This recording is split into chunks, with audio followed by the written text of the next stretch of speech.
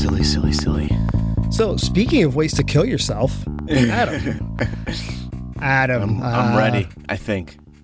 Yeah, so I actually don't have an intro for this. I just realized that. I didn't write it. So let's just, I guess, get started here. Welcome to Idiot Seeking Village, where we try to make sense of the senseless. And I think today we're gonna have a little fun with the episode. I think, Adam, you seem ever more despondent and paler and thinner after every one of these recordings so far. And I think I'm looking at this. I need you for the long haul, and so might as well try a little bit harder to make you laugh. So today we're going to focus on the senseless part. Yes, in a sense. Yes, absolutely. I think that's a good way to phrase it. So you are a transplant to Long Island, same as me. Correct. And I think a rite of passage conversation with friends, neighbors, or anything is, and especially this came up during the Russian invasion of Ukraine and, at other global moments of what the fuckness is, what do you do in case of a nuclear strike on New York City, right? Right. And because we're on an island and there's no way of getting off the island because all the bridges and tunnels and everything funnel through the 5 boroughs of New York City, which finally will presumably resemble the hellscape that Newsmax and Facebook memes are telling our parents that it is every day. See, we told you. You see, this is what it looks like. I have to imagine that at this point, Fox News could save a ton of money by just replaying Kurt Russell's Escape from New York on loop 24 hours a day, and their audience wouldn't know the difference. So I'm always amused by it because in the end, it always boils down to one of two responses is I'm taking my boat to the dock and I'm just boating out of here, right? I'm going to head out to open water. And the other is I'm stealing a boat and getting out of here. Yes, because I do not have a boat or a dock.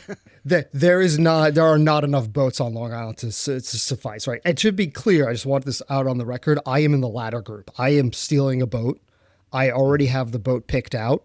It's docked not that far from my house. And, I'm not going to tell you all my secret, but, I'll just say this. Fuel is also going to be scarce at that point. So there's different types of boats. Can you just give me a finger for what slip number it will be? And look, if you're nearby, grab your go bag and let's get out of Dodge. Thanks. So I think we know, though, what would happen in an actual emergency. Let's be honest. Again, we live on Long Island. This is one of several highly, let's call it self-centered areas of the country. And the first guy out on the dock is going to be a dick and leave his truck and his trailer in the slip. And then no one else is going to be able to use it. Yes, basically dooming everyone behind him, right? That's just like an abandoned shopping cart in the middle of a parking lot, and then just nobody's going to be able to go anywhere. Yeah, definitely. I could see that for sure. Which kind of brings me a little bit around to today's topic, right? So speaking of nukes and devastation and everything, have you ever watched the HBO series Chernobyl? No, I have not. Really? Oh my God. Like I said, I focus on comedies, and that does not sound like a comedy. I mean, it's a little bit funny if you think about how comically inept and, just not corrupt. Corrupt isn't the right word, but myopic the whole Soviet administration was, which I think they do a pretty good job of showing that off in this movie. Miniseries. But anyway, I actually highly recommend it. It is loved by people. It's not funny, but I've watched it 3 or 4 times by now. Every once in a while, I'm like, I'm in too good of a place. I need to bring myself down. So I'll rewatch it. But I was thinking about it when about a month ago or 2 months ago at this point, we saw Sean Duffy, the head of, I'm in too good of a place. So I watch it to bring me down. My God. You got to keep yourself level, right? How do I get in that place? I want that place. I want to be that place. I want that option. They're called natural highs, Adam. Look, some people medicate to get to that point. I depress myself with, prestige television. Okay. So fortunate. So when I saw Sean Duffy's announcement that we're going to build a nuclear reactor on the moon, my first thought was, so how much radiation is that aimed directly at Earth? Really? I would have just thought another former reality star is going to be leading a giant endeavor. I don't know that Sean Duffy is some sort of reality TV star or MMA executive or, whatever other idiocracy level of governments that we've achieved. So Good question, actually. We should come back to that one. I'm pretty sure he was a Road Rules guy from MTV. Oh, God, was he? Yeah, that's what I'm saying. I think it was Road Rules. I think it was one of the first few seasons. You could confirm, but I'm pretty sure. I am in physical, mental, and emotional pain at the moment. All right. I'm going to move on here because that hurts me, and this is going to make me laugh. So I decided to dig in anyway. So I looked in 2022, actually, pre-Trump, NASA sent out requests for proposal to scope out a moon reactor in the first place. They were aiming for something around like 40 to 60 kilowatts of energy. And the newest ones coming out of Sean Duffy and the Trump administration, they want to go for like 100 kilowatts of power. And that means they've got to bring about like 100 kilos of nuclear material to the moon. This is, for reference, just apparently could power about 80 average American homes. Okay. Right? That's how much power we're talking about. So again, my first thought is I watched Chernobyl a billion times. I see these radiation, light. It's kind of like the 9/11. You've got the light show for the Twin Towers, right? Just poking straight up. That's basically what the radiation coming out of Chernobyl looked like, except it was death that was streaming out. So I'm thinking, all right, so we build it up there. You get a stray meteor or something, hit the damn thing, and now it's shooting radiation at the Earth. So I was like, let's dig in on this. So that 100 I'm impressed that you think enough of us that it will make it there the first time without blowing up in the sky. Wait. I'm getting there, Adam. I'm getting there. So that 100 kilos of material compares to 190 metric tons in Chernobyl's reactor 4. And apparently of that 190 metric tons, only about 6 to 7 were estimated to have actually been destroyed and dispersed, right? The radiological disaster. So that was like 6 to 7 tons. So we're on like multiple factors smaller looking at it. For more reference, Fukushima, the one in Japan in 2011, right? Because of the tsunami, they had about 880 metric tons of fuel melted. It's actually a significantly larger scale. And then 3 Mile Island, the one that predates you and me really, but is the one domestically that often gets referenced. There was about 20 metric tons of fissile material that melted down. So way less materials than at any famous nuclear accidents that probably get referred to at any point. And the way the maths is that if a Chernobyl-style incident occurred on the moon, like just a massive, dirty explosion, whatever, it would be 100,000 times smaller than Chernobyl in scope. Okay. And they're like, a lot of the things, you read is like, well, there's no atmosphere on the moon, so it can't contaminate, anyone. Like, you can't spread radiation and gas around. I'm like, that's not the point. The point is these things shoot off X-rays, right, and gamma radiation. And that's going to point straight at Earth, presumably, or at least at some point it's going to cross our paths, right? And so are you just going to get like these weird cancer strips, like on the planet where we pass through these things in space? Turns out at the size and scale we're talking about, it actually, the reactor, even if it did go like full-blown Chernobyl, it would generate like 100 trillion times less radiation than the sun does. So in other words, we good, right? We got it made in the shade. I like it. Exactly. I'm like, all right, it's good. But that brings me to what you brought up, which was my next one, which was like, all right, cool, but we've got to get radioactive materials to the moon. And I don't know if you've ever seen one of Elon Musk's rockets blow up, but it's pretty spectacular, but at least they don't have radioactive material on them. So let's get to the next one, right, which is transportation. I actually want to refer to, I'm not even going to try to walk through this one. I'm going to refer to an interview at the University of Illinois, Urbana-Champaign with Katie Huff. She's a professor of nuclear, plasma, and radiological engineering there. To quote her, "If a rocket carrying a reactor were to explode or fall back to Earth, it could potentially disperse radioactive material. To mitigate this, the reactor would launch in an unirradiated state using fresh uranium fuel that is only weakly radioactive. Additionally, a radiological contingency plan has been developed for any launch involving nuclear material to comprehensively prepare for response to an accident. There's even a radiological control center at NASA's Kennedy Space Center with special radiological incident response capabilities and highly trained staff who regularly rehearse communications and coordination." End quote.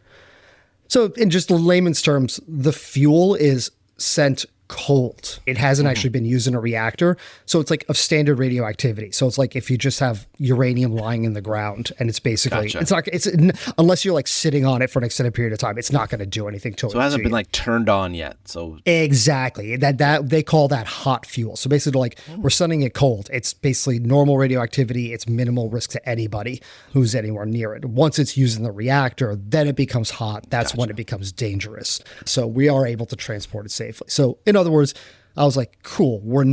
This isn't such a crazy idea, and we're not going to Chernobyl ourselves from space. By the way, we're not the only ones doing this. The Russians and the Chinese are also looking into doing this because. Well, there's a little bit of a space race going on right now where our three countries and a few others are all kind of like starting to jockey for spheres of influence and positioning on the moon. And it's reasonable once you build a nuclear reactor on the moon to power, whatever science, research, habitation that you build there, you're going to be like, well, we don't want anybody within like a mile of this or 5 miles or 10 miles, right? We want to build like an exclusion zone for safety. Or whatever it is. So now suddenly you're going to have like territorial claims on this. you would just think it would be so much easier just to build solar panels there. Just build them and ship them. It's not though, right? Because remember, the night on the moon lasts for up to a month, right? 28 days. That's the lunar cycle. 28 days is the lunar cycle. So you'll have 28 straight days of light at a fixed position, but you'll have 28 straight days of darkness. So the only way solar power would work is if you built a continuous string of solar panels across the entire diameter of the moon. And have some really good batteries. Or have some really good batteries, which we don't have that kind of battery capability now, right? And there's obviously, you can't use something like wind power because it has no meaningful atmosphere, right, to generate that. So unfortunately, nuclear power ends up being like the safest, cleanest, and most practical way to generate power locally on there. So I was kind of like, all right, this is cool. I'm feeling more comfortable about this. But I know about some other incidents or proposals in the past. We've had some outwardly crazy ideas on how to use nuclear power and nuclear weapons. And so this episode, I actually wanted to share with you some of the crazier and more batshit ones I knew about already beforehand, plus a few others that I learned doing research. So you ready to strap in? Oh, yeah. Let's do it. So let's stay with outer space for the moment. Adam, do you know what major world event happened in October of 1957? 1957. No, but maybe it's like Korea, something around there. Or is that Vietnam? I don't know. Yeah, Korea maybe? Something's going on in Korea probably. Well, outer space. I'll give you a hint. Remember, we're sticking with outer space. Sputnik? Yes, Sputnik. The Soviet Union launched the first artificial satellite into Earth orbit. And the world freaked out, especially America, right? We had the atom bomb. Then the Soviets caught up 4 years later. And now we're thinking we're still top dog in a lot of ways. And suddenly, holy shit, we didn't realize that we're behind. And now the Soviets are in space and we're nowhere near being in space at the moment. The U.S. is freaking out. Education systems, the government, everyone's like business, right? We're like, what do we do? So do you want to know what totally rational and not at all insane plan that the Air Force came up with in response to the Sputnik launch? I can only imagine. Take a guess. Take over Russia and steal their technology. I think that would have been more the Army and not the Air Force. No, the Air Force decided that they were going to nuke the moon. Oh my God. Honestly, that does sound familiar. But yeah, okay. If we can't have it, neither can you. We can't have it. No one can have it. No, the idea was that we were embarrassed, right? The country was embarrassed. The government was embarrassed by the Soviets, and we needed to save face. So in 1958, in response to the Sputnik launch, the Air Force tasked Dr. Leonard Reifel of the Armor Research Institute, who would then lead a 10-person team, including a young Carl Sagan, that would draw up what would be called Plan A119. So the idea behind Plan A119 and the Air Force's intention here was threefold. One is that we would get an opportunity to test our weapons platforms in space in front of the entire world. In the process, we'd show off our military capability to deliver weapons to space all the way to the moon. And in the process as well, it's kind of kind of breadcrumbs for the scientists. We'd have an opportunity to. We hadn't been to the moon. Remember, the moon landing is another 12 years away from here. So we'd have an opportunity to send some probes and whatnot and conduct some basic scientific and geological testing during this process to understand what's going on, and send instruments and whatnot pre-nuking it. And of course, the Air Force was like, we just want the world to see a mushroom cloud on the face of the moon, for that can be seen across the entire planet. So Dr. Reifel, in a much later interview with The Observer, he quipped, "It was clear that the main aim of the proposed detonation was a PR exercise and a show of one-upsmanship. The Air Force wanted a mushroom cloud so large it would be visible on Earth." I read through the report. It's a lot of really basic stuff, but I particularly enjoyed this section by his team regarding potential life on the moon. Remember, we're 12 years away. We're just speculating. What's going on up there. And at the time, scientists thought that life, or like microbial life, right, was still a possibility on the moon for various reasons. So, quoting from the report again, provided that no large-scale destructive events have subsequently occurred, it is therefore not unreasonable to expect the presence of both simple and complex organic molecules on the moon beneath the dust layer. Because of its great potential importance, the admittedly very speculative possibility must be raised that life arose on the moon before the secondary lunar atmosphere was lost. In spite of the unlikelihood of biological contamination difficulties, it is still probably good scientific calculation to make the instrument package as aseptic as practical considerations arrived at after serious evaluation will permit. End quote. So in other words, we're like, there might be life on the moon, presuming it hasn't been destroyed, so let's go destroy it with nuclear weapons. We're not just nuking it to make like a political, military, and scientific statement, but for all intents and purposes, we're going to blow up anything that survived on the moon and is alive, just because we can. It sounds like, as they thought about it, they're like, okay, a lot of this stuff is good. Why don't we just do all of it and just eliminate the nuking part? Let's land on the moon with instruments. Let's do all this stuff with that. That sounds like a good idea. But what about the mushroom cloud? We want the mushroom cloud. You can't have the mushroom cloud. Frank, you can't have the mushroom cloud. I'm sorry. Pretty much, right? We ended up adopting, some of these concepts later on, but we're like, maybe we don't shoot bombs at the moon. We don't really know what's going to happen. So for me, at least, that part about, hey, there might be life on the moon, it's so funny because it's like, basically, think about, you've got a death row inmate and he's getting lethal injection. And what do they do before they stick the needle in? They swab it with alcohol. It's like, yeah, we're going to kill you, but we want to make sure you don't get an infection in the process, right? That's the same mentality that we take to, all right, we're going to blow up the moon, but let's make sure that our instruments are not contaminating the moon in the process. Like, we're very thoughtful people, very thoughtful. We're very kind and considerate bombers. Absolutely. Mm-hmm.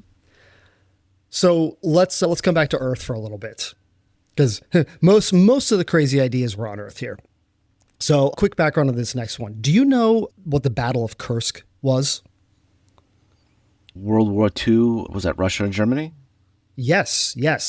July through August of 1943. It's the single largest tank battle in all of history. And it was like a major turning point on the Eastern Front in the Soviet Nazi battle. And so it involved some 2,500 German armor units and some 5,000 Soviet armor units, including UK and US Lend-Lease armor that we had sent over. So fast forward at the start of the Cold War, at the end of World War II, the Red Army has the world's largest armored corps, right? Stalin moved all of the production behind the Ural Mountains, right, after Operation Barbarossa and the invasion by Germany.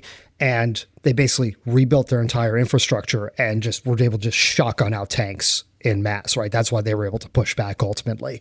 By the late 50s, well into the Cold War, the Soviets have some 30 to 50,000 tanks in the Red Army.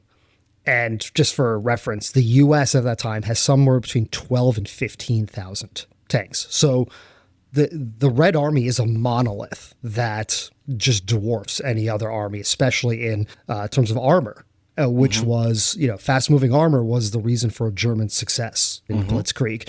So you go, what the heck are we going to do? Europe is still rebuilding. They don't have huge armed forces of their own, and we're outnumbered. And how do we even get, we can't just send all our tanks over to Europe and just park them there. Even if we did, they're outnumbered like 2 to 3 to 1, right?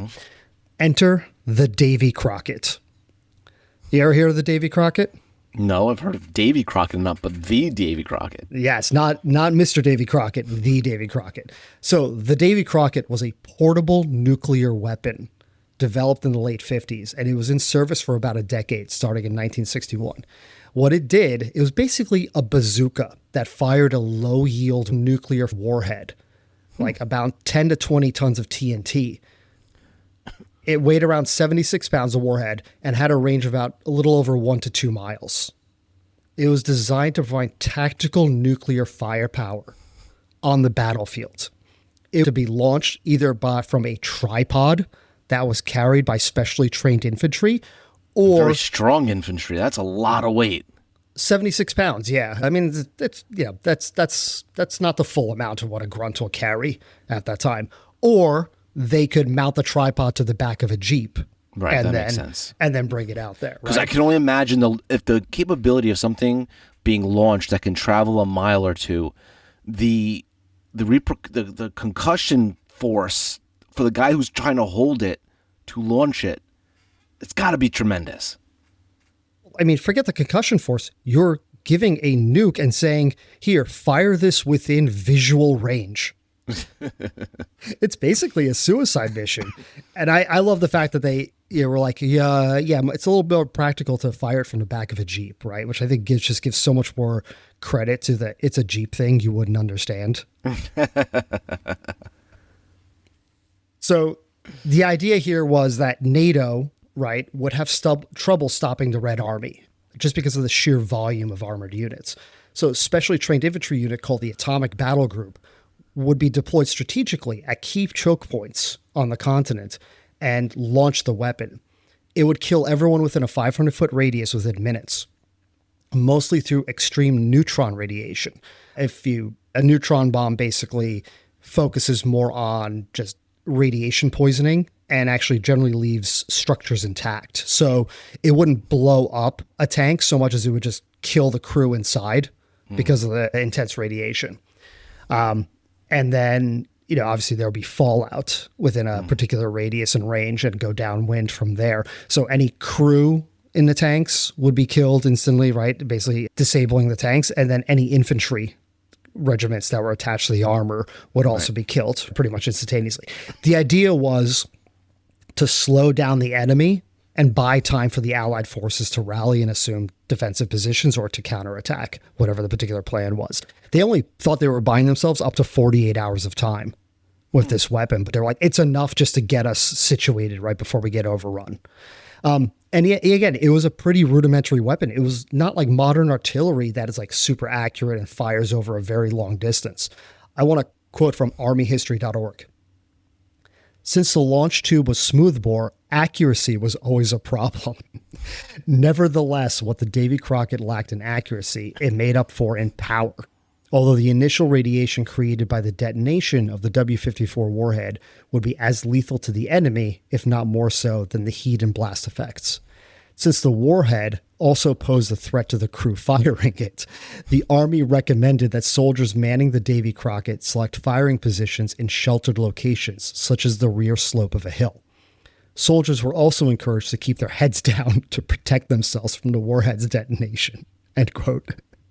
Basically, fire and duck is the military manual on the Davy Crockett. God. It just tells you, like, we've made it this far because we've at least had a few right-minded people to say, I don't think this is a good idea, and I overrule you. I feel this adds a really meaningful twist to the Second Amendment debate, is should you be allowed to own a personal Davy Crockett device? Oh, God. I could see it now. Somebody walking down the street with one on their back. Hey, it's open carry.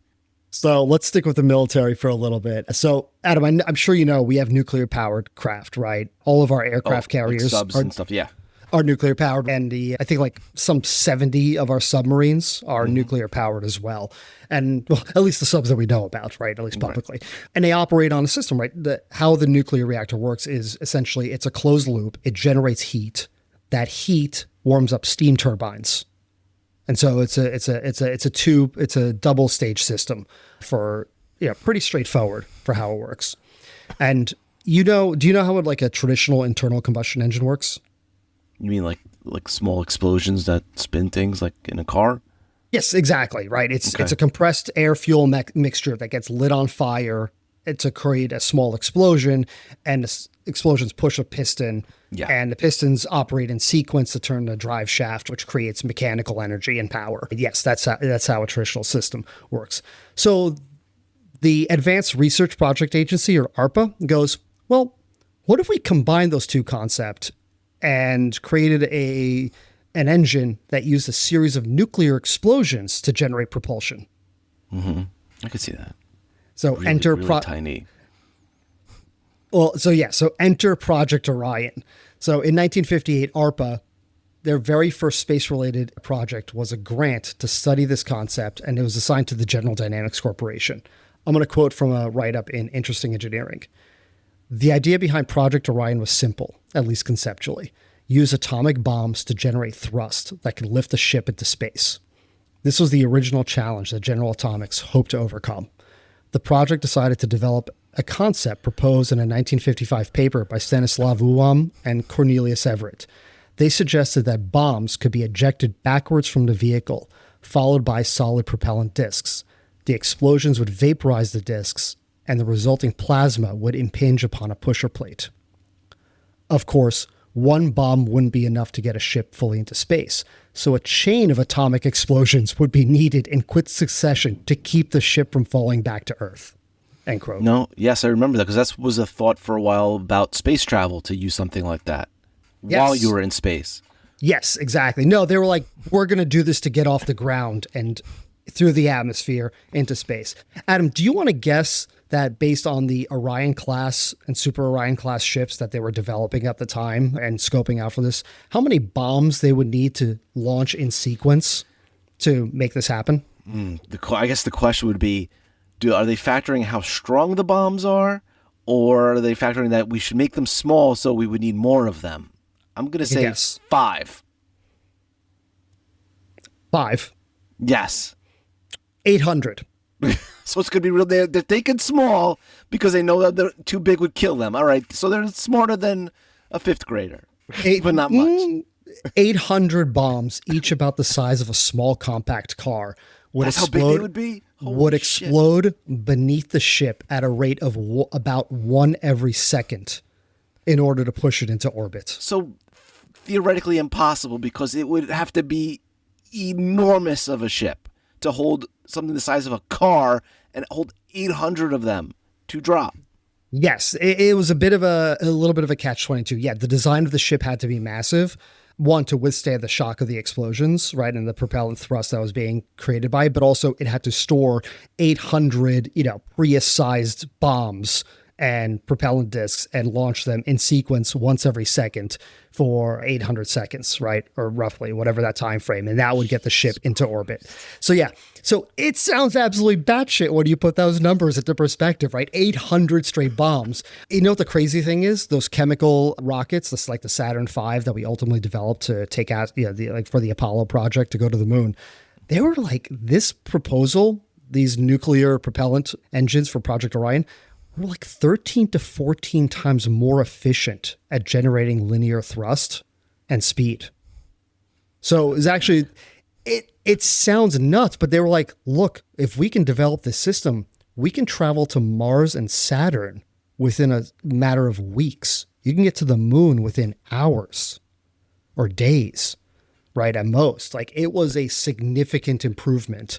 But how many cars would you need? Size cars would you need? You need 10,000? We're looking at scale here. You're not saying it's like the size of our phone.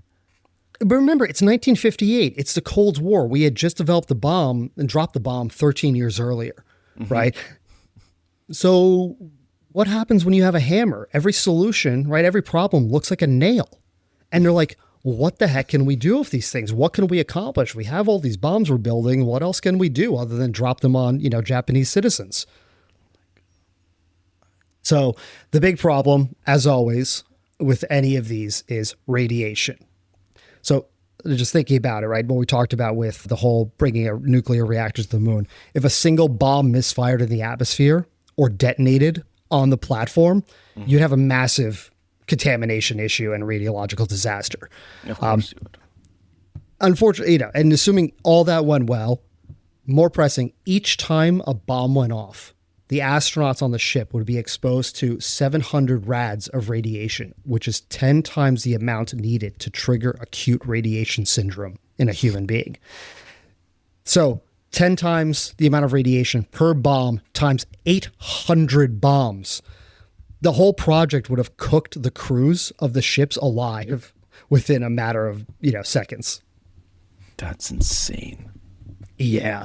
So I think it's suffice to say, no nuclear tests were ever conducted as a proof of concept, but they were able to validate this with conventional weapons fire using this whole explosives into a pusher plate with a propellant disc element. So it can work in theory. Ultimately, the program was shelved after the 1963 Partial Test Ban Treaty, which banned nuclear explosions in the atmosphere and in outer space, right? So basically, we signed off on not doing this exact thing. The cool part is that actually the core concepts of Project Orion, like I said, they tested this with conventional weaponry and they validated it. They're actually scientifically sound. And frankly, they have been used for several next generation designs and plans for how are we going to get faster engines and how are we going to actually speed up travel through outer space. And, namely, they all approach this whole let's not melt the astronauts in the process while doing it element. Right. So it's actually pretty cool. I'm not going to go into those. They're very cool. They're worth taking a look. Just Google Project Orion and dig in on some of the outcomes, but some interesting things there. I think one of them actually has a theoretical speed that's 10% of the speed of light once you're up to max speed, which is like you can actually start to do interstellar travel at that point. Cool. Yeah, it's actually cool stuff. So Project Pluto was similar proposal to Project Orion, but instead of rocket ship engines, it was for cruise missile engines. The idea was a small nuclear reactor would heat and expand air in front of an intake, and then it would propel that air through a nozzle to generate thrust. Really not all that dissimilar from a modern jet turbine engine on any passenger liner. The two engines were actually successfully built and tested in Nevada, and they were designed such that they could cruise at Mach 3, and the ship itself could operate at low altitude, so only about 500 feet or so off the ground. So from a military perspective, you can go triple the speed of sound, and you can avoid radar defenses. So this is actually, it's actually a pretty cool idea, right? The concept was the craft would fly low and fast, and it would be equipped with a series of multiple nuclear warheads. So as it's flying over its path, it would drop them, and essentially you couldn't defend against it, right? It's too low, too fast, and it would just drop nuke as it kind of went down its path. And the idea was, of course, at the end, you could just slam the ship itself once it's dropped its payload into a target as well, right? So it itself was a cruise missile at the time. Now, here's the problem. Again, radiation. Superheating the air using a nuclear reactor and then propelling it for thrust behind just generates a ton of fallout just coming out of the jet's wake. So essentially, every single thing that this cruise missile would fly over, this Project Pluto engine would fly over, it would just basically irradiate it completely with fallout at this point. So from a practical perspective, you couldn't actually launch this weapon from the US. You couldn't launch it from an aircraft carrier or from a friendly nation because you would just kill everyone underneath it and at the launch site and anyone that it flew over before it got to its target. So you kind of had to basically be within the borders of the Soviet Union at the time to launch and attack the Soviet Union with this weapon, which is a touch problematic, right? I don't think they wanted us to do that. And I don't think we would have, they would have given us permission if we asked nicely. Right, the second problem. We have to invade and we got to make it at least a couple 100 feet in, and then we could use them. Basically, right? You had to basically go on shore at that point to do it. And then, by the way, you'd most likely kill the crew the launch crew because of the fallout that's coming straight out of the backwash of the engine. The bigger problem, Adam, what do you know, and you kind of mentioned this earlier, what do you know about a nuclear reactor once you start it? Oh, you have a really hard time stopping it. Correct. You couldn't shut down the engine once it started. So basically, if this missile didn't crash into its final intended target, it would just fly around the world indefinitely until it spent all its fuel, just irradiating everyone and everything underneath it. I could just imagine this thing zigzagging all over the place. And then multiples of them, because they wouldn't just be launching one probably. Holy crap. I think the stated range on this was over 100,000 miles, or at least that was kind of the spec. So essentially, it would crisscross the Earth 4 times before it would finally run out of energy and crash. Oh my God. How insane is that? There's that missile again. Yeah, so I feel like killing everybody in its wake as it tries by. Oh, there it is. There I went that. I feel like it's low-hanging fruit to just beat up on the military, because the military just comes up with absolutely batshit insane ideas. It's like, can we do this? And then everyone goes, yeah, you could, but why would you want to? Right? That's pretty standard for military weapons development. So I think we should move on to civilian uses of this stuff. Did you ever hear of Project Plowshare? No.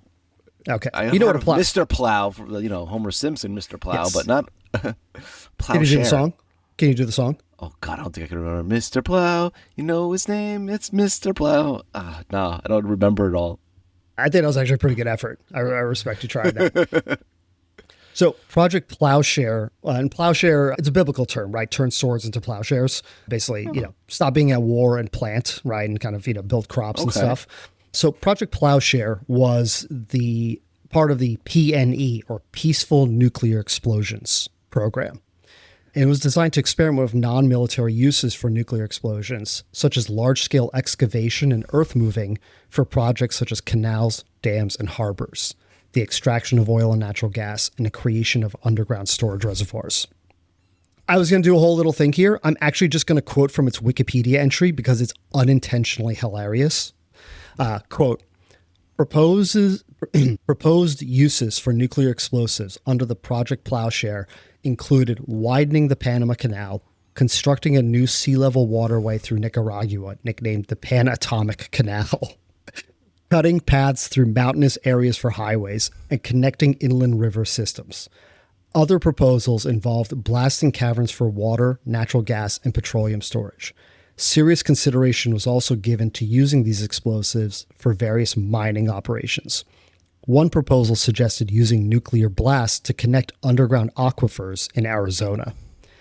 Another plan involved surface blasting on the western slope of California's Sacramento Valley for a water transportation project. One of the first serious cratering proposals that came close to being carried out was Project Chariot, which would have used several hydrogen bombs to create an artificial harbor at Cape Thompson, Alaska. It was never carried out due to concerns for the native population and the fact that there was little use for the harbor to justify its risk and expense. End quote. It's funny because you think he's like, well, we use a lot of dynamite and things to blow up and make these go through these mountains. Well, what if we used a bigger bomb? Like a nuclear bomb. You got to jump to the nuclear bomb. That's a great idea.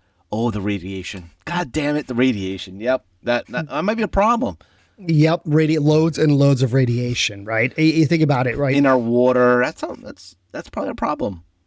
Cheap, fast, good. It's always pick two. It turns out using nukes to carve waterways contaminates the water and the ground that it travels through. And it also turns out nukes are more expensive than conventional means. So, in other words, using nukes, largely, this whole project boiled down to fast. Fast was the only advantage. Mm-hmm. And it didn't even matter because there was so much contamination of the grounds that things were basically not usable after they tried to do them. Yeah, I love that so many of them was about water. My favorite, though, did you catch the part about natural gas when I mentioned that? Yes, in the middle of all those water projects? To drill for that, basically. They wanted to use nukes for fracking. It's bad enough that we drill and use dynamite currently. They wanted to nuke natural gas reservoirs and oil reservoirs. We are a nation of speed. Without the thought of once we blow it up, assume that there's no long-term radiation. Well, how do we access the ground now to like clean it up to make room for what we need to do? We can't? Ah, crap. That doesn't work either. There's so much about this. Like, I don't know why we're greenlighting this project. Maybe we're doing it just because we can, right? But we don't, we never. It was that line from Jurassic Park. Your scientists were so preoccupied with whether they could, they didn't stop to ask if they should. There you go. Yeah. Yeah. I think a lot of it is just the fact that they have recorded it and kept it without saying, "Oh my God, this was such a stupid idea." Just shred it. Nobody needs to know that we had this idea even. No, Adam, for about a 12-year period between 1961 and 1973, we conducted 35 separate test explosions, ranging from 1 kiloton bombs to 104 kiloton bombs to validate proof of concept on these things. 35 different 35 different detonations. It was for 28 different projects that we did these things. That largest one, by the way, that 104 kiloton bomb, was the Sedan test, which has become actually a little bit infamous. It was conducted at Area 10 in Nevada, and it resulted in a crater over 300 feet deep, nearly a quarter mile wide, and registered seismic waves equivalent to a 4.75 earthquake on the Richter scale. Jeez. It displaced some 12 million tons of soil. But that single blast, because of prevailing winds, ended up spreading some 7% of the total radioactive fallout from all U.S. nuclear tests that ended up affecting the population. Lovely. Yeah, good times. Now, here's the fun part, though. You can visit the Sedan crater. You can actually tour it. You can walk through it. It is actually a tourist destination. I believe it's. I imagine. I believe it's under the Parks Department purview. Yeah, so you can go see that if you're ever in Nevada and you've used up all your money at the roulette table. Go check out the Sedan crater. I don't think I've been around there and I've seen a crater, but I don't think I've seen that crater. I think that one I would remember that it was man-made, not natural. But then again, who knows? Yeah, there's a handful of them. I visited, oh my God, it's Meteor Crater in Arizona once with my brother-in-law. We were on a road trip. That was that one's based from a meteor, right? And it's actually really cool. It's actually pretty trippy to go through it. It was very cool. But I was pretty confident I wasn't going to get, cancer just by visiting. Now, that's the background radiation is not meaningful in any sort of way at this point. But yeah, it was once upon a time, and it spread some serious fallout. Do we have like a big like sign that just points to like we did that, like a sense of pride? Either pride or a warning or a little bit of both, knowing that this is America. Yeah, we definitely both. That's how we do it. Oh, goodness gracious. So, by the way, it wasn't just the U.S. exploring peaceful uses. I'm sure. Under Project Plowshare. So my personal favorite, and it was actually one of the inspirations for this episode, once I heard about the reactor on the moon, and I learned about this one a few years ago, is the Ben Gurion Canal Project. So for this part, I'm relying on a declassified report published by the Lawrence Livermore National Laboratory. This is not a quote. I'm just, I've summarized it. So in 1963, the lab sketched out a proposal for a 160-mile-long canal connecting the Mediterranean just north of the present-day Gaza Strip with the Gulf of Aqaba on the opposite side of the Sinai Peninsula from the Gulf of Suez and its canal. So basically the very far south tip of Israel, if you think about the shape of it on a map. Approximately 30 of those miles could be dug with normal conventional means, but the remaining 130 were considered too difficult for conventional digging. It was a mountainous, rocky terrain, a lot of elevation changes, right? It just wasn't economically feasible to do that. So those 130 miles would be dug with a series of 520 2-kiloton nuclear devices spaced a quarter mile apart in order to dig a canal at an average depth of 750 feet and 1,000 feet wide. Wow. Yeah, so ambitious. A lot of craters strung together. Exactly, right? Let's just nuke these sequentially, right? To just dig a giant crater or a canal in the ground, giant trench, essentially. So Adam, I don't know how familiar you are with canals, but 1,000 feet wide and 750 feet deep on average is huge. That is massive. The reason for that was a typical canal operates on a system of locks. Locks, yeah. Right. So like a one-way system usually, right? Exactly. It's a drawback, right? It's a one-way system. So, if you think about the Panama Canal, you've got ships queuing up on the Pacific side and you've got ships queuing up on the Atlantic side, or it's Gulf of Mexico technically, right? No, excuse me. No, it's the Atlantic. Gulf of America. America. Yeah, no. So you've got them lining up on either side, on either ocean, on either side, and it only goes one direction. Right. And you've got to do one boat at a time, and there's like elevation changes. So basically you enter this little pool and then they basically lower the water or raise the water level, right, to kind of get you to the next one. You move through sequentially. It's slow, it's inefficient, but it gets the job done. The idea here was they didn't want to build the locks. This is 130 miles of uninhabited and uninhabitable desert. They didn't want to have these crews managing this shit. They didn't want to have all this equipment. It just would have been a logistical nightmare. So they basically just wanted to dig a hole large enough in the ground that modern ships could comfortably fit side by side and travel two-directional without all this extra technology in the process. So it had two core issues that didn't go through. One, the lab estimated its cost at $575 million at the time in 1963, which is about $6.1 billion today. I feel like given every single quoted project, right, in New York City, just to, do a subway, station renovation, it's pretty much the same amount of money. So 6.1 billion doesn't sound crazy to me, but maybe I'm just used to these large numbers for major excavation projects. It's just a few bridges. That's all. It's nothing. Let's assume, right, that number is 2 or 3 times smaller than it actually would be, right? But anyway, again, it was a bunch of scientists doing the math, not actual, project managers and stuff like that. So, and you got to also figure they're not going to have no union labor over there. So, logistically,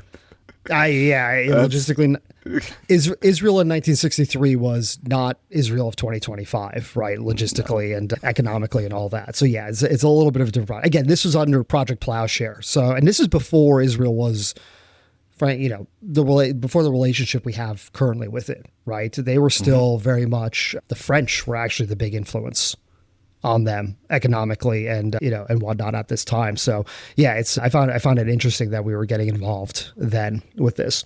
The second one, of course, again, 1963, the report notes another problem which has not been considered is that of political feasibility, as it is likely that the Arab countries surrounding Israel would strongly object to the construction of such a canal.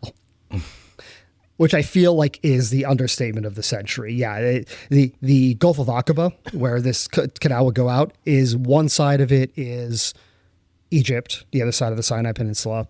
A strip of it is Jordan, and then the rest of it is Saudi Arabia, which in 1963, not one of those was big fans of the Israelis. Yeah, they were not buddy-buddy. So I can't imagine that they would be like, yeah, you can go through this waterway, our territorial waters, unquestioned. The Soviet Union also had a similar program as Project Plowshare, and they explored a lot of the same use cases that the U.S. did. And naturally, because it's the Soviet Union, they used larger bombs on average, and they conducted about 4 times as many test explosions to test concepts as the U.S. did. Because again, it's the fucking Soviet Union. But I want to focus on one project in particular where they stood out, because almost everything they did was the same as what we did, right? They didn't have like really any original ideas. One key thing, remember I talked about natural gas and oil? They actually ended up, sometimes when you have like those accidents, think about like the Deepwater Gulf incidents. Was that 2011, 2012 BP? The Deepwater Horizon spill in the Gulf. One of the proposals at the time was use a nuke to seal off the spill and to seal off the fires at the time. That was actually developed by the Soviets because they would come into these industrial accidents with their natural gas extraction processes, and they actually developed a process for, we use a nuke to seal the entrance and to end the incidents, right, and the fire. Wow. So it's actually a pretty interesting one that we've actually, I don't want to say we've adopted it, but it's actually a practical use that came out of it. That's not the one I want to focus on, though. I want to focus on one project in particular. Do you remember, Adam, the Aral Sea, ARAL? No, I do not. Okay. So the Aral Sea was once the world's 3rd largest lake. But starting in the 1960s, it began shrinking. And within 50 years, by 2010 or so, it was all but gone. And is largely, I forget the name of it off the top of my head. I don't have it written down here, but it's been renamed a desert, whatever it's called. The reason for this was that there was a series of irrigation and water diversion projects to provide water for crops in Uzbekistan. And if you think about Russian geography for a second, you've got largely in the middle, you've got these steppes, which are grassy plains, right? Covering a huge swath of the country going east to west. That's where, when you think about like Genghis Khan and the Mongols, right? They rode their horses through this. This is the Dothraki in Game of Thrones, right? On the grassy plains. That's what the steppes are in Russia. That's the inspiration for it. To the north of that, you have boreal forest and tundra, right? It's a frozen, largely frozen wasteland. And to the south, you have deserts, because you're bordering on Afghanistan, Iraq, Iran, and all those areas. They don't border Iraq, but Iran and all the stands. And so the idea was they basically had these plans. Let's bring water from where it's abundant in the middle, all these rivers that are feeding the Aral Sea, and let's divert them to the south where there isn't a lot of water in order to grow crops and to grow the economy by selling these crops, right? Pretty straightforward. Diverting the rivers that fed the Aral wasn't part of the Soviet nuclear program, the peaceful nuclear program. I bring it up because it gives us context for what the Soviets did next. So they've deliberately destroyed the Aral Sea. This is actually like the Politburo or whatever, ministry or whatever. The leadership knew that they were going to destroy the sea by diverting, but they're like, we need the economic output, right? We're rebuilding after the war. So they're like, I don't care. And this was the early 60s, right? The 50s. You didn't speak up. You didn't have freedom of speech to, especially if you're lower down the line, you're a scientist, you're like, hey, this is a major problem. You shut the fuck up or you're sent over to the gulags. So they've deliberately destroyed the Aral Sea, but they still needed more water. They didn't have enough. And if you know anything about that kind of Central Asian area, again, the stands, right? Uzbekistan, Turkmenistan, and all them, water rights is still a major issue for them, even today in 2025, and is a major area of geopolitical tension for them. So remember how I said the geography is basically tundra north, plains mid, desert south? Well, a lot of the rivers in Russia flow north, and they dump their water into the Arctic Sea. And Soviet planners looked at that and they're like, well, we're Russia. We have a ton of natural resources. That's a wasted resource. So, want to guess what they decided to do, Adam? I don't know if I could guess. They're going to nuke something. That's all I know. They decided to try and redirect Russia's rivers to flow south? North to south instead of south to north. They decided to redirect the rivers. Interesting. Yeah. So from a write-up by the BBC, the idea of using canals and dams to redirect fresh water from Russia's north-flowing rivers had been around for a century by the time of the blasts, tempting successive Russian regimes. Perhaps most famously, it was proposed by writer Igor Demchenko in an 1871 booklet called On Flooding the Aral-Caspian Lowlands to Improve the Climate of Adjacent Countries. Later, it was raised as a possibility by Soviet planners under Stalin in the 1930s. The appeal was simple. Some of the huge volumes of water flowing through Siberia and northern Russia could be utilized by sending them to the more arid lands of Central Asia and southern Russia.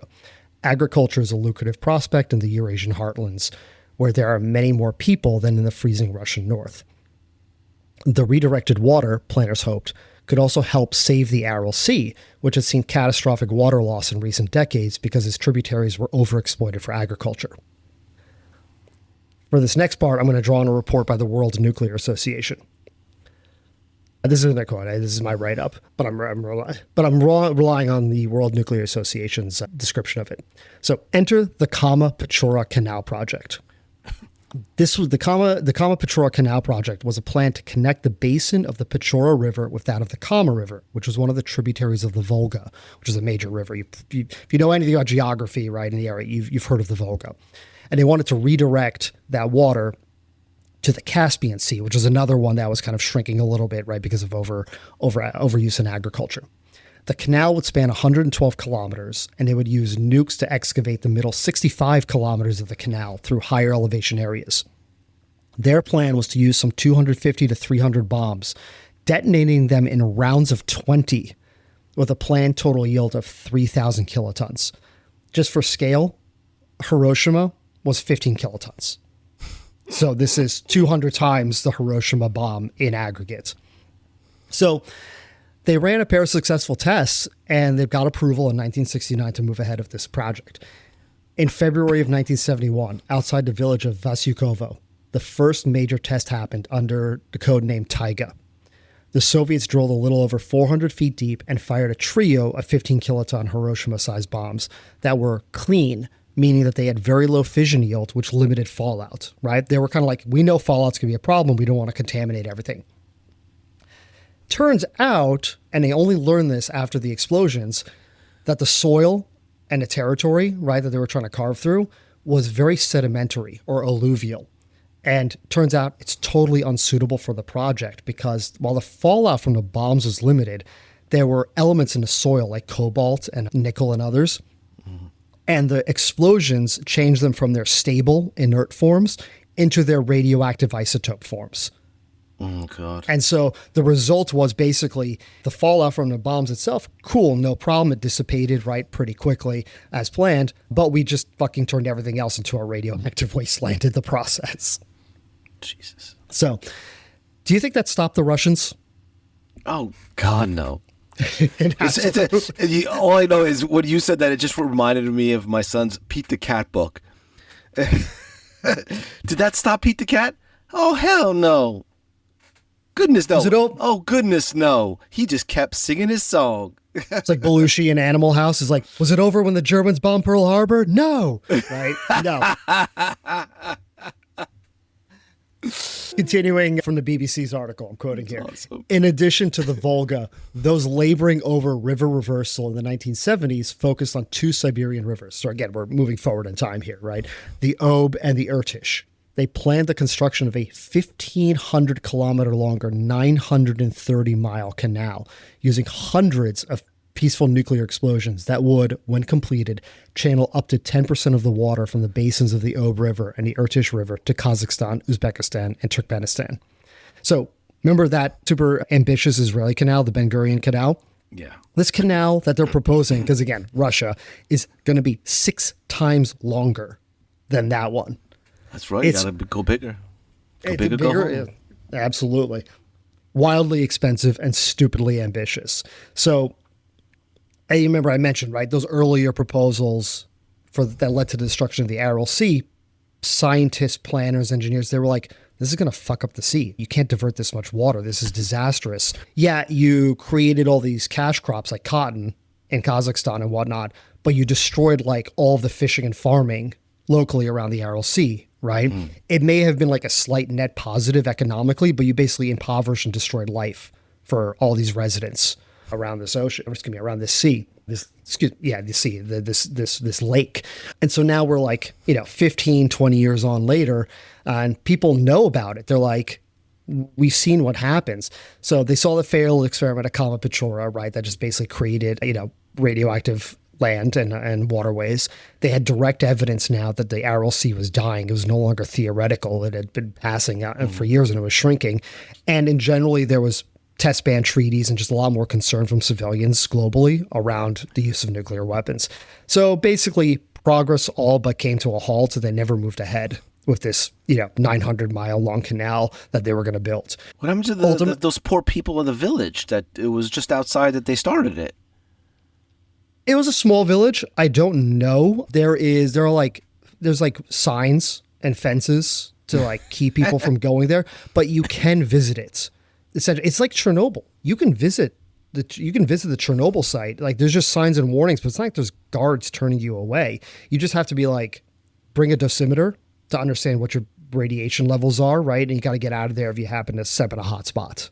Is essentially what it is. It's like when you used to go to the museum and you'd get the little Walkman with the headphones to know where you're going. Mm-hmm. Here it's like, oh, nope, too much radiation this way. Let's go this way. Jesus Christ. Yeah, essentially, right? So yeah, it's actually touring these again, and the Sedan crater that we created, right? It's a tourist site. Like it's a national park at this point that we created. So you can go to these places, but again, like certain ones of them, especially this Russians one, where there's kind of like all this incidental radiation that we created, you got to be extra careful. And honestly, this whole progress, they were actually not going to stop this. They were still like, we want to do this. We still want to divert water. Because again, like I said, in 2025, water rights and access to waterways is still a major thing for all the stands And, it continues to be kind of like a geopolitical hot button for all of them. How are they going to share this fairly and whatnot? So even through to the end of the Soviet Union's time, this was still a project that was on the table, and they were trying to figure out how to make it work. Unfortunately, or fortunately, the economic and political fallout from Chernobyl, pun intended, put an end to it, right? Just they had to throw so much time and resources at this that, there's just no more appetite for nukes. And by the way, we've wrecked our economy just trying to deal with the fallout from this particular incident that it ended, and then the Soviet Union collapsed, right? So game over. You want to come back to America, Adam? I was enjoying the trip around the world, but sure. Well, you got to think to yourself a little bit in the back of your head. You got to be like, hold on. We went to Russia and some batshit crazy ideas. How the hell does America one up this? How do we continue to scale this upwards? Don't deny America its greatness and being able to even one up you on stupidity. No one can outstupid us. We can outstupid. We'll outsmart you and outstupid you. That we won't let you outdo us in anything. The duality of man right there. Exactly. Mm-hmm. So Project Cirrus was a 1940s experiment or project or concept to weaken hurricanes by seeding the storms with dry ice. You ever hear of this? Yes, I've heard about seeding storms for like ever now, but I'm dying to know how you can factor in nuclear stuff. Well, so the idea was, and again, this was the 1940s. The idea was, hey, fly over the eye of the hurricane, drop in dry ice. The idea being the dry ice is going to freeze a lot of the moisture in the storm and is going to weaken it, mitigating the impact. They decided to do a test run of this when Hurricane King was in the Atlantic. Unfortunately, it ended up not working, and no one knows if it was because of the seeding or it just happened anyway. Hurricane King took a sudden sharp turn and slammed into Georgia and caused millions of dollars of damage. And people were pissed. They're like, what the fuck are you doing? Right. Wow. So they thought originally that it was on a path that it wasn't going to hit anything. So this was a great opportunity to test it. Exactly. And then it just said, oh, wow, we course corrected it. Okay.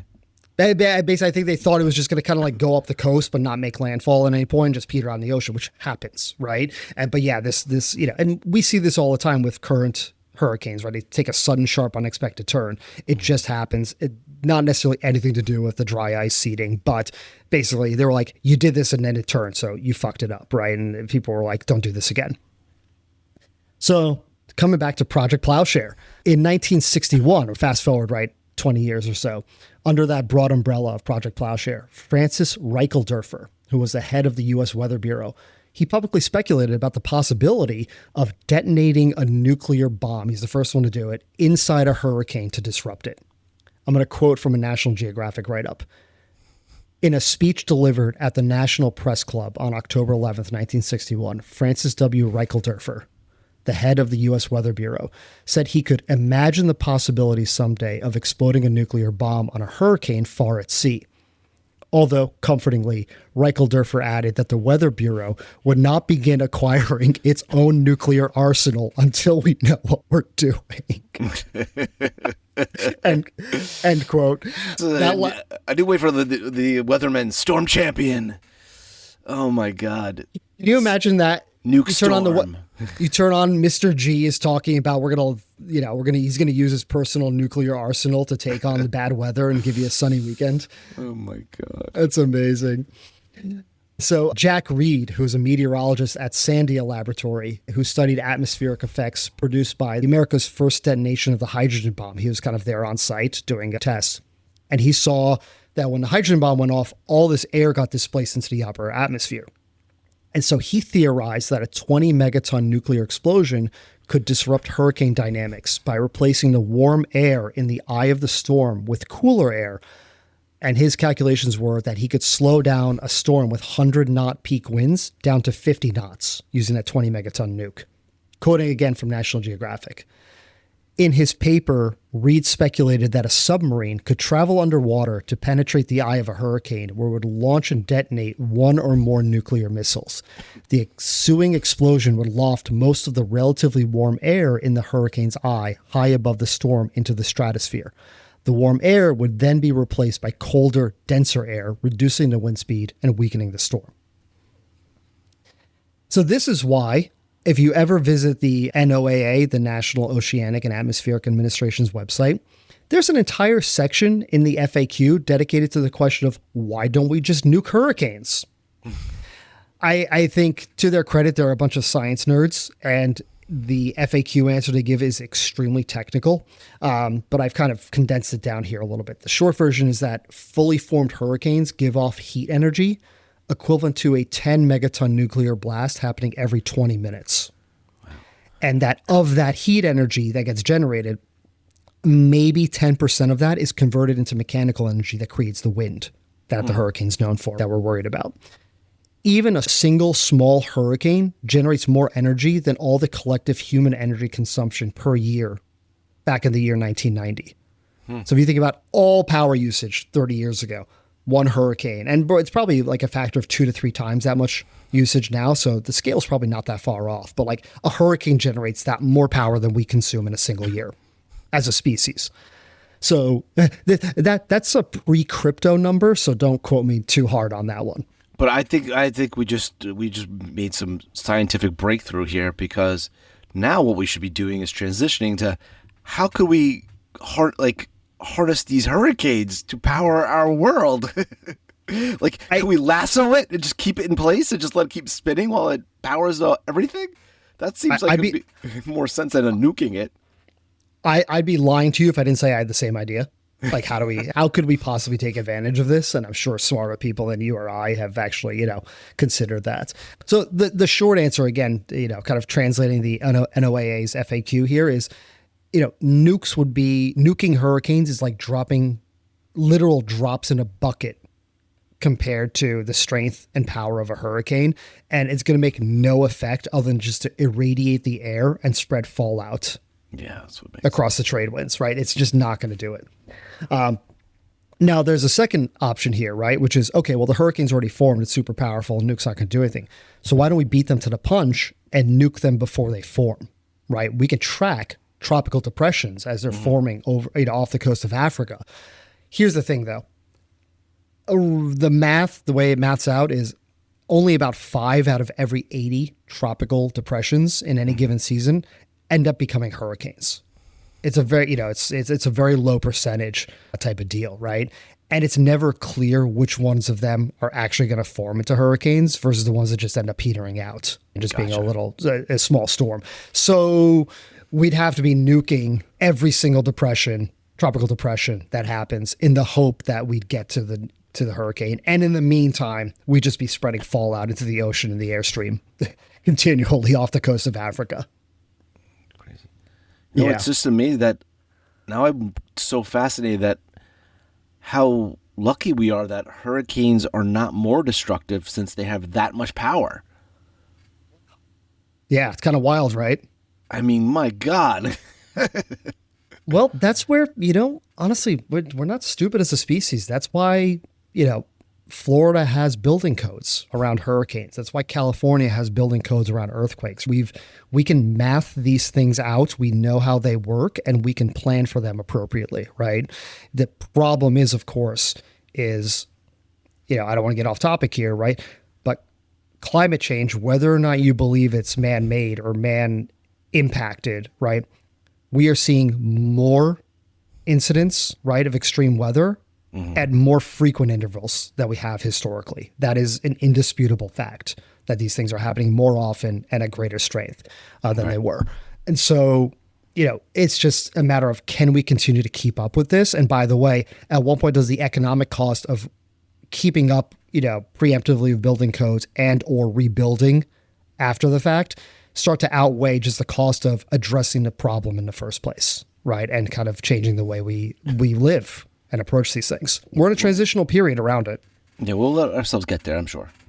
We'll get to that point where it's too expensive not to. Is it going to happen in our lifetimes or not is kind of the question here. What's the speed and scale of it? Adam, last little bit. How you feeling so far? I learned some shit today, so I'm pretty good. All right. Have I depressed you as per usual? No. Okay. No. This is not, because this is all like silly or past stuff. But I mean, it just makes me think that people just think of all kinds of shit. But that hurricane thing was fascinating. We are nothing if not a creative species. Yeah. Yeah. So for this last one, Adam, before we get into it, let's play a quick word association game, right? I'll say a word and you say the first thing that comes to mind, all right? Okay. You ready? Space lasers. Star Wars. Okay. That's a good one, right? And when you think of Star Wars and you think of the 80s, what else do you think of? Ronald Reagan. Yes, correct. I'm a little disappointed you didn't say Jews. Or Spaceballs. Lie. I need to get Marjorie Taylor Greene as my guest at some point. Well, she does think we're seeding those clouds with God knows what and chemtrails. Yes, exactly. And so. Absolutely. Strategic Defense Initiative, or SDI, nicknamed Star Wars by Ted Kennedy back in the 80s. So I don't know about you, but when I think of SDI, I think of like ground and space-based laser systems that just never worked, right? It was just a giant technological boondoggle. We promised so much and we just underdelivered. Totally pie-in-the-sky tech that never materialized, and really its best impact was as propaganda against the Soviet Union, right? About what our capabilities would and could be. So I think for our audience, if you're young and totally unfamiliar, or you're old like you and me, Adam, actually weirdly decent example of what the SDI or Star Wars initiative looked like is actually from one of my favorite movies, which is 1985's Spies Like Us. Oh, I love that movie. Yes, it's one of my personal favorites. Dan Aykroyd, Chevy Chase, and the Mujahideen, before stuff happened. I'm going to say this. In fact, stop listening. If you're listening to this podcast, all like 3 of you who subscribe to us so far, stop listening right now and go stream Spies Like Us. Go pirate it. Go download the torrent, right? And then once you're done with the movie, then come back and finish this episode. Well, these are the old-time spoilers. So specifically within SDI, I don't want to go over the whole damn thing. There's so much going on there. But I want to focus on Project Excalibur, which was the research program that worked to develop space-based X-ray laser system for use as a ballistic missile defense. And for this part, I'm going to lean heavily on a write-up by the Optica Foundation. The first laser was demonstrated in 1960 by Ted Myman, or Mayman, I'm not sure how it's pronounced. And by the 1970s, scientists had pushed the technology through the electromagnetic spectrum, from infrared all the way down to ultraviolet. If you remember your high school physics at all, that means going from longer than visible light wavelengths to shorter than visible light wavelengths. And for a project like Star Wars, you want short wavelengths like X-rays because those are the most powerful. They pack the most energy in them. And so if you're going to generate enough destructive force to destroy an ICBM, you have to have the shortest wavelength possible. Otherwise, you're just going to paint them with a dot, like a laser pointer, and you're going to hope that some stray cats take the missile down and put it off target. Like that's really what's going to happen, right? So you've got to go from infrared through to visible light down to like X-rays and ultraviolet light. But there was a problem. To get those shorter wavelengths of light, they needed way more energy, and they also needed so much more energy to be provided as quickly as possible.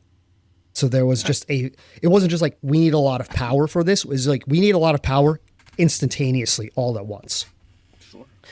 So this is a problem, and researchers were kind of working through this. In 1972, a bunch of researchers at the University of Utah working on the Umbrella Project here thought they had a breakthrough.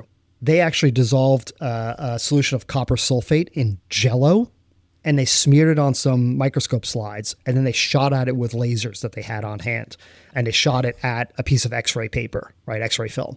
They were able to get results. They were able to make an impact on the X-ray, like, holy shit, it worked. Turns out, they couldn't replicate it themselves, and no other scientist could ever replicate it. But I like the fact that Jell-O comes into the space race and space lasers. Yeah, it's interesting. So it's basically no success, right? We're in the mid-70s now. And DARPA, which is now the Defense Advanced Research Projects Agency, which is what ARPA had evolved into. By 1976, they were overseeing all this laser development up until this point for the last 15, 16 years or so. They gave up on X-ray lasers. So it was like, this is a dead end, and we're going to focus on other laser technologies. So they handed over the job of X-ray laser development back to our friends over at Lawrence Livermore National Labs. Our nuke happy canal builders. once again. They're back in the picture. And so the Livermore scientists, they go, hey, you know what produces a lot of really intense X-rays in a really short amount of time? Nuclear explosions. Yay! Hey, woo, nuke. So the idea they came up with eventually boiled down to this. Surround a nuclear bomb with an array of 50 1 to 2 meter long thin rods made of lacing material. Basically, lacing material is the component that's going to capture the energy and convert it into the laser beam, and then focus the shot, right? When the bomb explodes, the X-rays would instantly generate the energy needed in each of these lacing rods for a brief moment, which would then fire at the intended target before the bomb's explosion would then destroy the lacing array. So essentially, if you think about spy, if you've watched Spies Like Us, or you've watched, you've played Call of Duty, or you've, any of these video games, like there's always these satellites in space that could fire the laser repeatedly. The whole scope and concept here was single time use, right? It was a bomb surrounded by the array and everything was destroyed the moment you went to use it, which in theory, right, if you were trying to defend, build a missile shield against, a whole, fleet of ICBMs coming to nuke the country, you don't need it to fire multiple times. You need it to just shoot one time at as many bombs as possible. So as many missiles as possible. So it's actually not as crazy of an idea. So what's interesting is that it makes sense then why during the the space race and the nuclear armament building that Russia would want so many missiles, because if their defense is going to blow itself up, well, then we just need to overwhelm them with quantity of missiles. Well, that's interesting. Yes, and this is part of the Star Wars initiative, the SDI initiative, that I actually didn't touch on because, again, it's a little out of scope for this conversation. But the way the math worked was that for every $1 of ICBM capability that was on the offensive side of the table, it took $20 to defend against it. Wow. So the way the math works is simple, is just overwhelming numbers. This is why we had a nuclear arms race, right? Because everyone knew the defense capabilities just could not keep up, and it was economically ruinous. So basically, just go all offense, no defense was the point. Yeah. So for this array that the Livermore guys came up with, before firing, each rod would be aimed separately at an enemy missile hundreds of thousands of kilometers away. And a single detonation would disable dozens of warheads all at once, right? Basic concept behind this thing. Kind of cool when you think about it, yeah. But there was a couple of problems. The first and foremost one, what was that lacing material going to be? They actually didn't have an answer on that. So they had to figure out what's going to successfully capture and focus the X-rays generated by the nuke and then cause them to fire, right? And this is a huge part of laser and optics development at the time frame. By 1980, they had successfully tested the concept in an underground facility in Nevada. They actually made it work. Adam, do you want to guess what the material was that ended up working? Silk. Ooh, okay. I like that. I thought you were going to guess Jell-O based on the previous comment. If I was smarter, I would have. No, it was weeds. They had grabbed some weeds growing in an abandoned parking lot and just shoved them in there. And it worked. Huh. Yeah. Imagine going up in front of Congress, being like the head of this project for SDI, and Reagan's out there. He's publicly promoting and whatnot, and explaining that the multi-billion-dollar SDI project, the laser defense Star Wars system, was powered by crabgrass. It'd been so much better if it was actual hemp and weed. All right, guys, we need marijuana. Well, I was just going to say, do you know how fast that, they would take marijuana off the schedule by the DA? But actually, it would be the opposite. They would lock that shit down harder than ever so that they could monopolize it for this whole process. Yeah, It'll still make you crazy, but it's great for blowing shit up. Exactly. So, holy shit, they've actually successfully tested this thing using crabgrass, basically, right? Just weeds growing in a parking lot. So Edward Teller, who was kind of the lead on this project, he's also the father of the hydrogen bomb, and he convinces Reagan, this is it. We've got it. This whole 50 laser array, nuke triggered, system is the way to go. And basically he gets the green light on this. And I think Reagan goes and makes his announcement shortly after this. So here's the thing. 3 major problems came up almost right away. The first is, how do you aim these thin little, they call them like uncooked spaghetti was the terminology they use. How do you aim these 50 thin rods of crabgrass and, organic material at 50 different independent fast moving targets, right? Successfully. How do you do that at speed and accurately?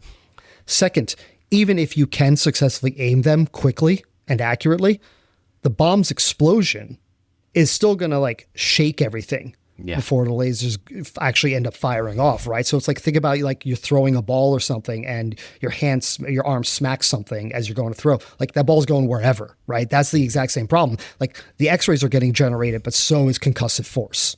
Right. From the explosion.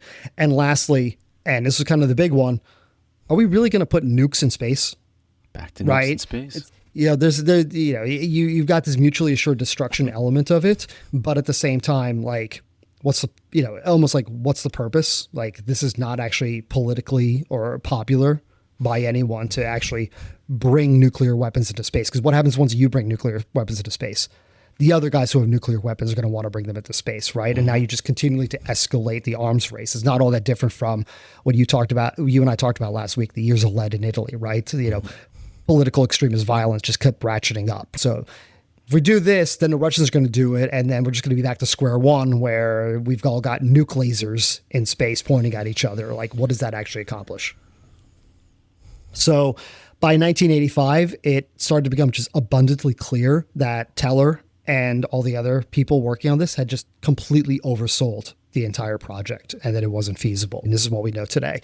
The lasers, they just never became strong enough to actually, to do what they had to do. They couldn't actually take down an ICBM in flight. They also couldn't aim the shots. They just never developed a system for accurately and quickly targeting and keeping them steady to fire. And again, the whole system was powered by weeds, parking lot weeds. So they scrapped the nuclear explosion-powered space lasers and focused on other technologies instead. Now, I think it's interesting. I don't know if you missed the announcement, but back in May, Trump announced a Golden Dome project. Yeah. Did you see that? Oh, yeah. He wants to, Israel's got the Iron Dome. We're going to have a Golden Dome. Yeah, so basically this is like the spiritual successor to SDI and the whole Star Wars project. And yeah, it's kind of it's a huge step up and step change from Israel's Iron Dome, right? It's the idea here though is it's essentially continental or global spanning, and they are going to leverage Starlink, SpaceX, Anduril, Palantir, and Lockheed Martin, either the hardware components or the technological components, to kind of build this thing out. And the idea is to be like cruise missile and an ICBM kind of counter defense, right? Mm-hmm. The idea being before China or North Korea or Russia could launch launch a missile at us, is to be able to destroy it. And honestly, it's come under a lot of the same criticism that Reagan's did, which is like, look, we have so much more advanced technology now, but this shit still isn't easy. And even though we have so much more capability, it's still not really feasible to do a lot of this. Overall, a big part of this was all during the kind of Canada annexation conversation. And Canada was like, yeah, we want to sign on to this from a defense perspective. And he was like, well, it's going to cost you $61 billion to sign on, or you can just let us annex you as the 51st state. And they were like, no, thanks. Oh, leave it to Trump. Never lets an opportunity go by. Yeah.